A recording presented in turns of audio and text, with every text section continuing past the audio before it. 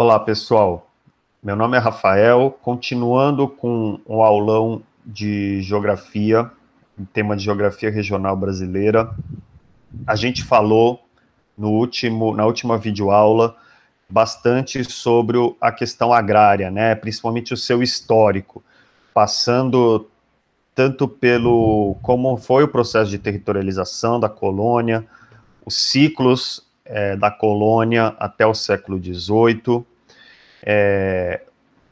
e terminando aqui no fim da colônia e o debate sobre democracia racial, né? Quando eu estava discutindo aqui o fim da colônia, eu estava falando sobre a instauração do Estado Novo, né, pelo Getúlio Vargas, quando ele se torna ditador e acelera o processo de industrialização brasileira, que vai durar até 1980, né? Então, vamos analisar agora quais foram o legado desse nosso histórico, né? A gente já falou do mito da democracia racial e a gente sabe que a gente ainda tem que discutir isso hoje, né? Então, esse é um debate que está bem presente para nós, né? Só que vamos analisar, a partir desse momento da industrialização, né? Promovida pelo Getúlio Vargas, em que acelera também um processo de urbanização do Brasil, ou seja, de crescimento das cidades, né? A gente já viu esse gráfico diversas vezes, né, ao longo do curso da geografia, né, das aulas deste ano, em que representa o quê? A partir da década de 50, teve início um processo rápido de urbanização brasileira, um processo que, eu lembro, foi desigual e acelerado e pouco planejado, né? E muito intenso também. Então, esse processo ele é fundamental para entender as transformações recentes do Brasil. Então, vamos ver. No início da década de 50, a população rural brasileira ainda era maior que a população urbana, e nós tínhamos um pouco menos de 60 milhões de habitantes no Brasil. Já no ano 2000, a gente teve um grande crescimento da população urbana e ela passou a ser em torno de 85% da população brasileira, né? Enquanto que a população rural praticamente se manteve a mesma em todo esse período. Dá para perceber, né, a velocidade, a intensidade desse processo de urbanização. A urbanização, ela está ligada ao quê? Ao êxodo rural e aos fluxos migratórios, né? Então, as pessoas que moravam no campo, elas passaram a migrar para cidades para buscar trabalho, para tornar-se essa mão de obra assalariada na medida que esse processo de urbanização e industrialização se acelerava. Deixa eu dar um zoom aqui nesse mapinha dos fluxos para vocês verem do que eu estou falando, né? Então vamos dar uma olhada, né? Esses primeiros fluxos migratórios mais intensos, da década de 50 a 60, foram de onde para onde? Principalmente do Nordeste, em que tinha uma grande população agrária, para o Sudeste e o Centro-Oeste. Então, essa população agrária do Nordeste veio para o Sul, Sudeste e Centro-Oeste para ocupar as cidades, né? E também para trabalhar nos novos campos que surgiam, né? Principalmente essas setas aqui, ó, vocês estão vendo? Indo para o Mato Grosso, indo em direção aqui ao Maranhão e ao Pará, que eram o quê? Para colonizar novas terras agrárias, né? A gente também tem um fluxo importante de pessoas do Sul em direção ao Sudeste, que eu vou falar mais disso mais para frente. Já em 1960 e 70, o fluxo de pessoas do Nordeste para o Sudeste continua, mas torna-se mais intenso e evidente esse processo de colonização do Centro-Oeste e da Amazônia, né, que ainda eram regiões com grandes vazios populacionais, né, e que ainda tinha muita terra que era capaz de você abrir novos campos de agricultura, né? Então era um território para expansão da agricultura. Aí vocês percebem que as setas que vinham do sul do Brasil e do sudeste se intensificam em direção ao centro-oeste. E essa setinha do nordeste em direção ao norte também se intensifica para o norte, mas também para o centro-oeste, né? Que é justamente para fazer essa colonização. E já em 1970 e 1980, a imigração dos nordestinos para São Paulo, ela já perde importância em relação ao processo de colonização do centro-oeste e do norte brasileiro, né, que vocês percebem que as setas antes estavam parando aqui no Mato Grosso, no Pará, e aí, a partir de 70, ela já, ou seja, com esse processo se consolidando, essa migração, ela vai cada vez mais para o interior da Amazônia. Deu para perceber? Esses são, em geral, os fluxos migratórios mais importantes do Brasil. Mas eu ainda vou voltar a falar deles nessa aula. Tá bom? Deixa eu ajustar aqui para a gente seguir. E o que resulta desse processo, né? Essa urbanização descontrolada, ela teve como resultado um crescimento grande de cidades, ou seja, teve uma grande concentração regional nas cidades do litoral brasileiro. Então, vocês percebem as cores mais escuras muito concentradas aqui no litoral, principalmente no sudeste, na região de São Paulo como um todo, no eixo São Paulo-Rio de Janeiro, Minas Gerais, Brasília, né? Lembrando que Brasília foi construída em 1955, né? Foi inaugurada em 1955 e fazia parte desse movimento de conquista do interior, de colonização do interior, de ocupação do interior, né? A gente também tem uma grande concentração aqui no interior, no litoral nordestino, né? Do norte da Bahia, de Salvador, até aqui Rio Grande do Norte. Então vocês percebem essa grande concentração, né? De pessoas. Só para pontuar, esse crescimento desigual das cidades, né? Ele está ligado ao quê? Ao surgimento das favelas, né, que são ocupações de moradia precária, que as pessoas que são ocupadas justamente por essas pessoas que migraram do Nordeste, do campo brasileiro, em direção às cidades para constituir essa mão de obra barata, assalariada, né? E que, como herança maldita desse processo, a gente ainda tem o quê? Uma perpetuação da pobreza, das pessoas que antes eram pobres e viviam no campo, vieram para a cidade para tentar trabalhar, e apesar das gerações, elas continuaram na pobreza, né? Continuaram à margem da sociedade, né? Só que agora como mão de obra precarizada nas cidades. E isso teve, além desses efeitos sociais negativos, vários efeitos ambientais negativos, né? Como falta de saneamento, moradia, violência, doenças, né? E a partir de 1980, as cidades também se tornam palco dos movimentos sociais, né? Com os movimentos sociais urbanos que lutam por melhores condições de vida e proteção ao meio ambiente, né? Como o Dani falou bastante lá na aula de cidades, que vocês podem ver. Então, movimento de moradia, mobilidade, saneamento, né? Aproveitar para pontuar aqui, eu não coloquei no slide, mas também a gente tem que lembrar que, além dos movimentos sociais urbanos, dois dos principais movimentos sociais brasileiros têm origem no campo, né, que é o MST e o MAB, o Movimento dos Atingidos por Barragem, né, que eles são organizados desde 1970, né, e lutam pela reforma agrária e pelos direitos das pessoas em terras atingidas por obras de infraestrutura no Brasil, né? Então, vamos ver o contraste, ó. Percebe o contraste entre esses dois mapas, né? Qual que é esse mapa aqui? Esse mapa mostra a área dos imóveis rurais brasileiros, né? Então, em vermelho são os grandes imóveis, móveis rurais, desculpa, imóveis rurais.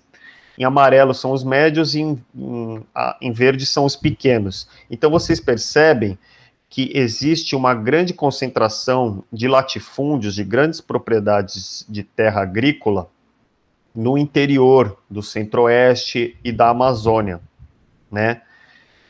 E essas regiões próximas do litoral, de ocupação mais antiga, elas já possuem propriedades menores. Por quê? O processo de fracionamento da terra foi se consolidando à medida que essa ocupação ia se consolidando, né? Então não existia mais sentido de ter grandes propriedades de terra, né?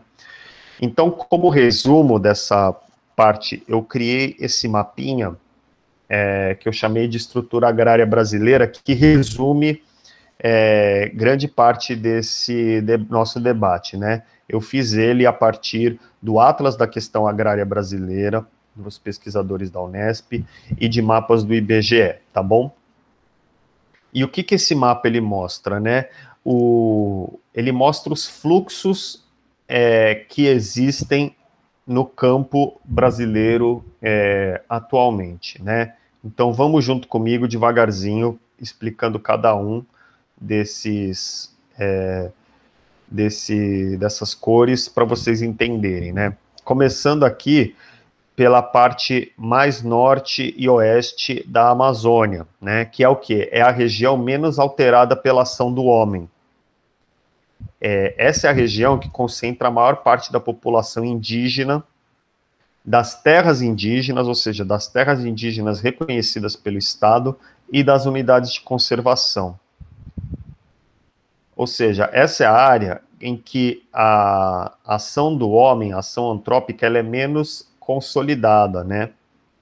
Em que ela provocou menos efeitos nas terras como elas eram naturalmente, né? Ou antes da ocupação das colônias. Indo aqui para o sul, vocês estão vendo aqui essa região em marrom, no sul, sudeste e também no nordeste brasileira, que é justamente nessas regiões de ocupação mais antiga, né, que estão o quê? As principais regiões agropecuárias brasileiras, em que a ocupação é mais antiga e estabelecida. E o que se instala aqui, né? Uma agropecuária mais desenvolvida, né? Então, de que tipo? Uma pecuária intensiva, né? Do gado confinado, da criação de suínos, da criação de aves, né? A produção do café, né? De cítricos, de suco de laranja, de cana-de-açúcar, de grãos, e são propriedades agrícolas altamente produtivas, têm alta produtividade, e por consequência, é onde há a maior renda per capita no campo brasileiro. No sul, especialmente, há uma presença de descendentes europeus, né, daqueles imigrantes que eu falei, que começou lá no século XIX, tem uma grande concentração no sul, e também uma grande concentração de cooperativas, formadas em geral por esses imigrantes, né? Aqui, como vocês podem ver nesse outro gráfico, as propriedades rurais, elas são menores, elas são mais bem distribuídas entre a população. Isso não quer dizer que houve a reforma agrária no sul do Brasil. Não houve reforma agrária no Brasil implantada de maneira sistemática, pessoal. Tá bom? Seguindo mais para o interior, vocês percebem que tem uma setinha que eu coloquei que vai desde essa região do sul em direção à região vermelha. E isso representa o quê, né, pessoal? Vamos olhar para essa região em roxo, né? Essa é uma região de consolidação recente do agronegócio, ou seja, é uma região que começou a ser ocupada intensivamente pelo agronegócio a partir de 1930, 1950, como a gente viu naquele mapa dos fluxos, né? mas que já está consolidado. Ele tem consolidado, mas é recente. E que se implantou que tipo de atividades aqui, né? Plantio da soja, do milho, do algodão, com alto grau de especialização, né? E que tem alta participação de mão de obra assalariada nesse campo também, né? E deste campo também, nessa região roxa, vocês percebem que está saindo setas em direção à região vermelha também e em direção à região azul. E o que é essa região vermelha, né? Essa é a zona de avanço do agronegócio de conflitos por terra, ou seja, é onde recentemente tem se promovido o avanço do agronegócio sobre a terra virgem, sobre as matas, sobre as florestas, sobre as unidades de conservação, sobre as terras indígenas, para expansão dessa fronteira agrícola, né? Só para voltar aqui, vocês estão vendo essa linha azul que eu coloquei aqui grossa, esse é o limite da Amazônia Legal, ou seja, a gente já está bem avançado nesse processo de ocupação da Amazônia e substituição da floresta por campos agrícolas e por pasto, né? Pasto extensivo. E o que predomina aqui, né? Predomina justamente essa pecuária de gado, né? De boi extensivo, né? Que precisa de grandes terras para poder produzir. E também de mineração. Não à toa que, conforme eu coloquei esses pontos em vermelho aqui com um xizinho, é onde se concentra a violência contra campesinos no Brasil, principalmente nessa região do sudeste, do leste do Pará e do norte do Mato Grosso, né, em que existe vários processos de grilagem, de assassinato e perseguição desses assentamentos, de pequenos proprietários, para expulsar eles e consolidar grandes terras para o agronegócio. Tá certo? Por último, a gente tem azul aqui, nessa região do centro do Nordeste, o famoso semiárido, agreste nordestino, né, da Caatinga e tudo mais, um campesinato, né, uma população campesina rural muito grande, né, que também ocupa essas terras já há muito tempo, né, mas qual a diferença dos outros campos, né, que lá predomina uma agricultura de baixa produtividade e, consequentemente, baixo rendimento per capita para os produtores, né, predomina a mão de obra familiar, né, a agropecuária de baixa especialização, ou seja, pouco tecnificada, com pouca tecnologia de produção intensiva e produção diversificada para subsistência, né? Aqui existem vários assentamentos e presença do MST, tanto nessa região azul, quanto também na região roxa e vermelha, e também na região marrom. Lembrando que o MST e o MAB que eu comentei antes, eles surgiram justamente no sul. Vocês veem que engraçado? Para terminar, eu coloquei aqui para a gente passar a conhecer mais, né, sobre as populações indígenas, nesses losangos coloridos, as 5 principais concentrações de população indígena do Brasil, que estão 2 na Amazônia, né, na região verde, que é a do povo Ticuna e do povo Macuxi. E nessa região do centro-oeste do sul, que é o povo Terena, o povo Guarani Kaiowá e o povo Caigangue, lá no sul do Paraná, no norte de Santa Catarina. Tá bom? Para terminar essa aula, eu vou passar um quadro que eu também não passei na minha aula de Geografia Agrária.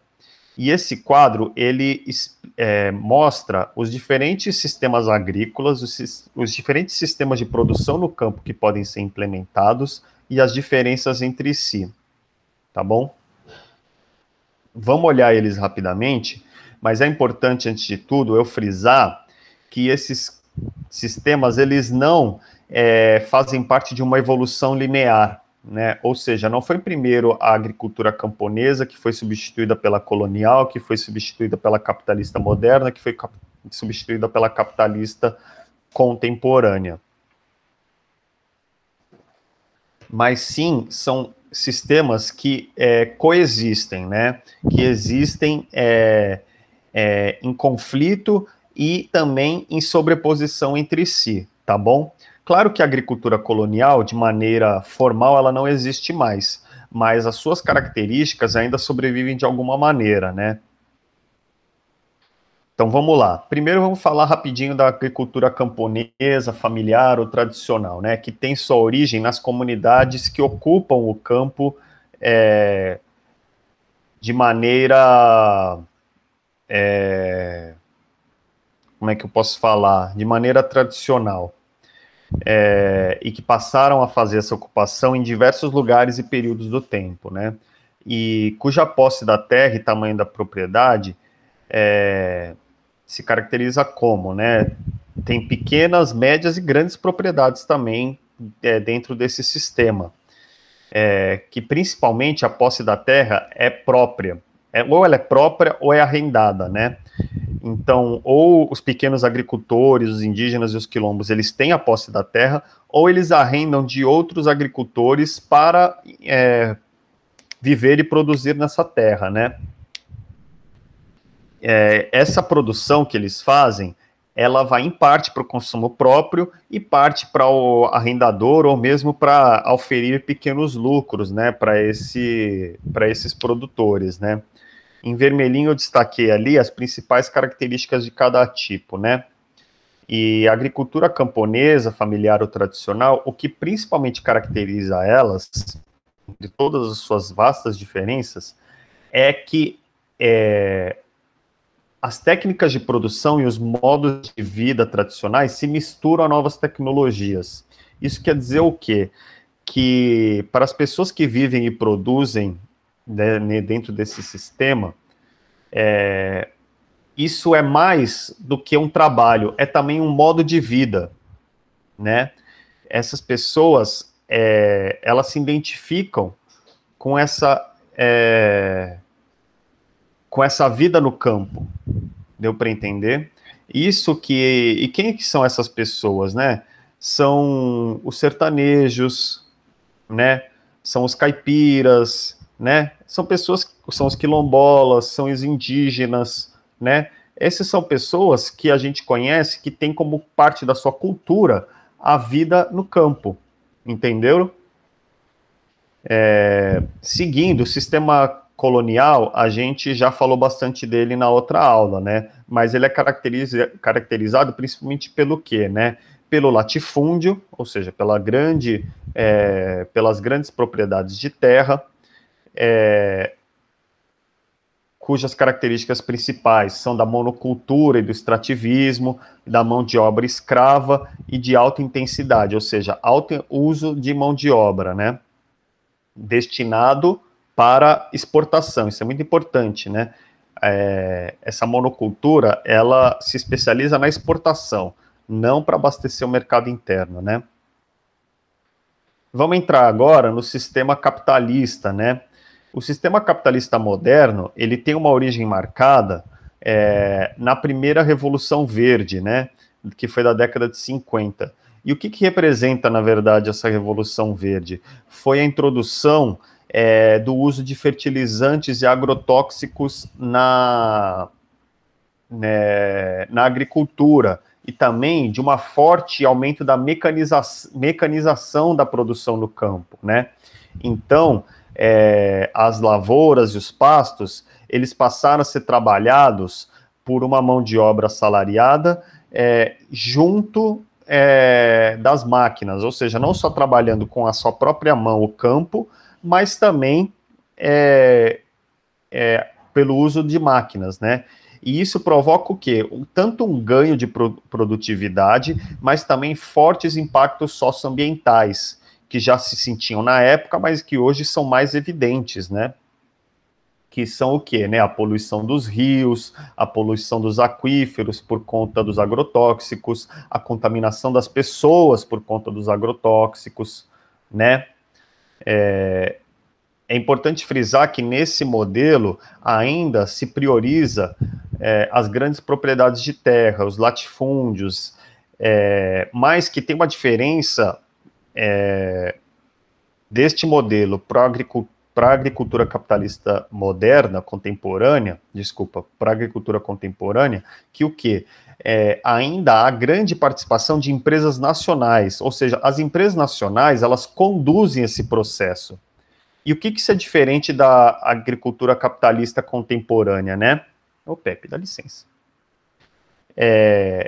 Que na agricultura capitalista contemporânea, a posse das terras, ela passa a ser manejada por grandes conglomerados internacionais, ou seja, empresas internacionais, se elas não são os próprios donos da terra, elas dominam a produção. Ou seja, são empresas internacionais que compram e contratam, por exemplo, toda a produção de um determinado grupo de produtores de uma região. Ou seja, eles não são os donos, mas eles controlam toda a produção, porque eles compram tudo. Entendeu? Já não há mais tanta necessidade de grandes latifúndios quando a gente está falando desse tipo de produção. Porque fracionando-se as terras, divide-se os riscos e os riscos de produção e o seu próprio manejo, né? Então, começa a funcionar em outro modelo, mas isso não quer dizer que ele é mais justo só por conta disso, tá? Essa virada para esse segundo tipo de produção capitalista no campo acontece principalmente a partir do que tem se chamado de segunda revolução verde, a partir dos anos 2000, e que ela está ligada com o quê? A introdução da automatização no campo e da biotecnologia. O que eu quero dizer? Né? Que os processos de automatização, eles começam a se predominar no campo, ou seja, diminui cada vez mais a necessidade de pessoas trabalhando nas atividades produtoras rurais. Agora, as poucas pessoas que continuarem trabalhando lá, eles vão trabalhar na indústria associada ao campo, planejando essa produção, operando as máquinas, supervisionando os processos, enquanto que tratores mecanizados e automatizados fazem sozinho a colheita e o plantio. Deu para entender? E quando eu estou falando de biotecnologia, é que a gente passa a fazer produção não só para alimento, mas também a gente passa a produzir materiais que vão ser matéria-prima para a produção de outros tipos de produtos, que não mais alimentos. Vão ser o quê? A gente vai produzir energia, né? Porque o que é o etanol? O etanol, ele vem da cana-de-açúcar para você produzir um combustível, né? Que é energia. Para produzir biodiesel a partir do óleo da soja, não é?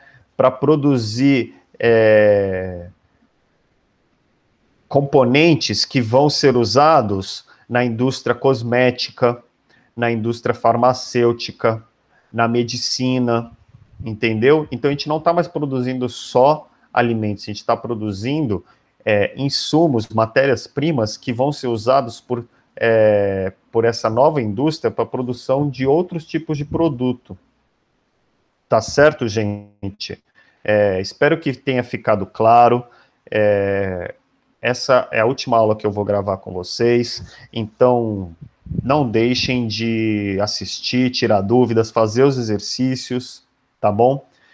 Para finalizar, eu vou deixar com vocês essa dica de aprofundamento, que é uma live que o professor Guto de Oliveira, do Cursinho Popular Risoflora, lá do Espírito Santo, fez com o tema da geografia agrária e o direito à terra no Brasil, que é muito boa. Tá bom, pessoal? Recomendo demais. Beleza? Obrigado, bons estudos e a gente se vê mais para frente, pessoal. Tchau, tchau.